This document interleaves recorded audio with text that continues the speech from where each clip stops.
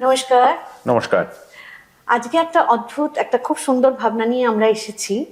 আমরা মানে আমি, অনিতা আর রাঘব। তো আপনাদের সঙ্গে আমরা আজকে বিভিন্ন গান, গল্প, আড্ডা, বেশি স্ক্রিপ্ট নয়, স্ক্রিপ্টে বাঁধা নয়, একদম সিম্পল ওয়েতে আমরা কিছু জিনিস শেয়ার করব, কিছু কথা বলবো। আমাদের এই পডকাস্ট বলুন বা ইনফর্মাল আড্ডাই বলুন, সেটার আমরা নাম দিয়েছি মিউজিক অ্যান্ড মাইন্ডস। একদম। অ্যাকচুয়ালি আমাদের যে মিউজিক্যাল ইনস্টিটিউশন, যেখানে কয়েকশো ছেলে মেয়ে গান বাজনা শেখে, আমরা চেষ্টা করি ওদের আমাদের অভিজ্ঞতা থেকে, আমাদের শিক্ষা থেকে ওদের শিক্ষা শেয়ার করে ওদের বড় করতে, ওদের ভালো গান বাজনায় উৎসাহ দিতে এবং শেখাতে। এবং আমাদের সাথে অনেক কোয়ালিটি ফ্যাকাল্টি টিচার্সও আছেন। তো আমাদের একাডেমির নাম সবাই জেনে গেছে দেশে বিদেশে, আমাদের একাডেমির নাম মিউজিক মাইন্ডস একাডেমি। তো আমরা ভাবলাম, অ্যাকচুয়ালি ওই ভেবেছিল যে আমরা কিছু আলোচনা করব কখনো কখনো নিজেদের গানের জীবন, আমাদের পারিবারিক জীবন, আমাদের গান বাজনা শিখে বড় হয়ে ওঠা, বা সামাজিক পরিস্থিতি, বা আমরা কত মানুষের সাথে দেশে বিদেশে সবসময় যে অনুষ্ঠানের জন্য যাতায়াত করি, সেই সব মানুষের সম্পর্কে বা ছোটবেলার সম্পর্কে কিছু স্মৃতিচারণা, কিছু গল্প আড্ডা, এইভাবেই আমাদের এই আজকের পডকাস্ট বলতে পারেন, মিউজিক অ্যান্ড মাইন্ডস। আমি তথাকথিত অ্যাঙ্কার নই বা অ্যাঙ্কারিং আমার পেশা নয়, কমপ্লিটলি আমি সঙ্গীতেরই ছাত্রী এবং অ্যাজ এ টিচার হিসেবেও রয়েছি মিউজিক মাইন্ডসে, আগেই বললাম আমাদের একাডেমিতে। তো আজকে আড্ডাটা শুরু করব, কিছু প্রশ্নকে করব, কিছু গান, গল্প, এইভাবেই যাবে।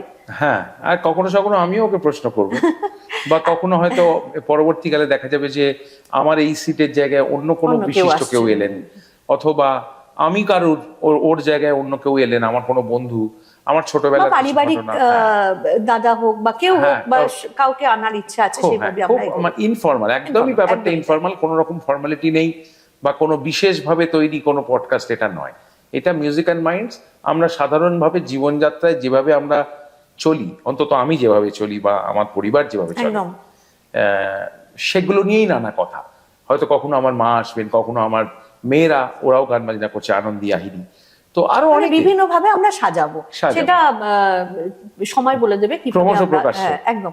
আমি কিছু জিনিস লিখে এনেছি, কিছু ভেবেছি, তো তাতে ওর উৎসাহ অনেক, এবং সেই ভাবনাগুলো আমি কিছু কিছু নোট করেছি।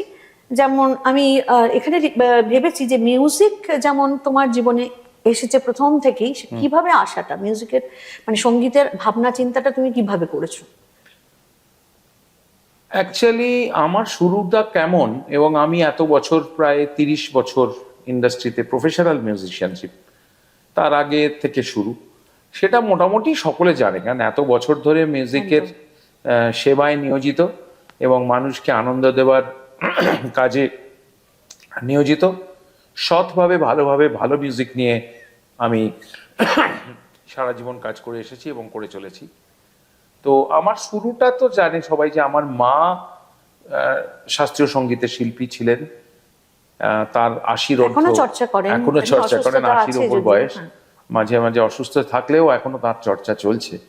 তো তাছাড়া আমার মামার বাড়ি, আমার দাদুরা, মামার বাড়ির সাইডটা পুরোই সমস্ত ইন্ডিয়ান ক্লাসিক্যাল মিউজিকের সব নানা রকম মানুষ, কেউ সরোদ, কেউ বাঁশি, কেউ ভোকাল মিউজিক, তো সেটা তো ছিলই। তার ফলে আমার মার সেই যে ধারা, সেটা আমি ছোট থেকে শুনে শুনে ক্লাসিক্যাল মিউজিকের ওপর প্রচুর আমার ভালোবাসা তৈরি হয়েছিল, এবং ক্লাসিক্যাল মিউজিক ভীষণ টানত, এবং আজও তা অব্যাহত আছে।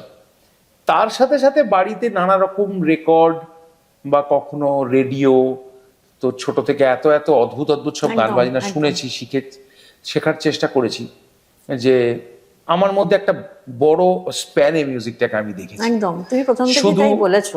হ্যাঁ, সেটা আমি শুনেওছি, যার জন্য আমি চাইছি এই যে বিষয়টা একটু শেয়ার হোক।